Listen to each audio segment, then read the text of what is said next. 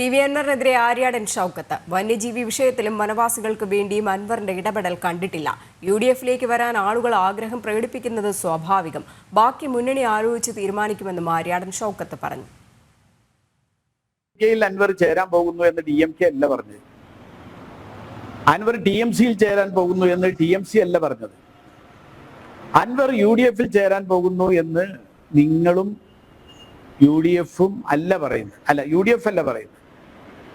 അപ്പോ ഇതിനൊക്കെ നമ്മൾ എന്തിനാ പ്രതികരിക്കുന്നത്? നിലമ്പൂരിലെ കർഷകർക്ക് ഈ കാട്ടാൻ അക്രമത്തിനെതിരെ നമ്മൾ വലിയ ജനകീയ സമരങ്ങൾ നടത്തി വരിക. ആ ജനകീയ സമരങ്ങൾ നടത്തിയെന്ന് മാത്രമല്ല, അതിന്റെ പേരിൽ ഫോറസ്റ്റ് ഓഫീസിലേക്ക് മാർച്ച് നടത്തിയതിന്റെ പേരിൽ ഞാൻ 1-ാം പ്രതിയായിട്ട് ജാമ്യമില്ലാത്ത കേസെടുത്ത. ജാമ്യമില്ല വകുപ്പിട്ടിട്ടാണ് എനിക്കെതിരെ കേസ്. ആ കേസ് ഇപ്പോഴും നടന്നുകൊണ്ടിരിക്കുക. ഇതൊക്കെ നടത്തുമ്പോഴും നമ്മൾ ഈ ശബ്ദം മുൻപ് കേട്ടിട്ടില്ല. അതാ ഞാൻ പറഞ്ഞത്. പിണറായി വിജയൻ 1-ാം സർക്കാരാണെങ്കിലും 2-ാം സർക്കാരാണെങ്കിലും അപ്പോഴൊന്നും നമ്മൾ ഈ സംഭവം കേട്ടിട്ടില്ല. മാത്രമല്ല, നിലമ്പൂരിനെ സംബന്ധിച്ചിടത്തോളം നമുക്കറിയാം, ജനവാസ മേഖലയുമായി ബന്ധപ്പെട്ട് കിടക്കുന്ന പ്രദേശങ്ങൾ ഉൾപ്പെടുന്ന വന്യജീവി സങ്കേതം, കരിമ്പുഴ വന്യജീവി സങ്കേതം പ്രഖ്യാപിക്കാൻ വേണ്ടി ഒരുങ്ങിയപ്പോൾ അതിന്റെ യോഗത്തിൽ വെച്ച് ആര്യാടൻ മുഹമ്മദ് അന്ന് പറഞ്ഞൊരു കാര്യമുണ്ട്.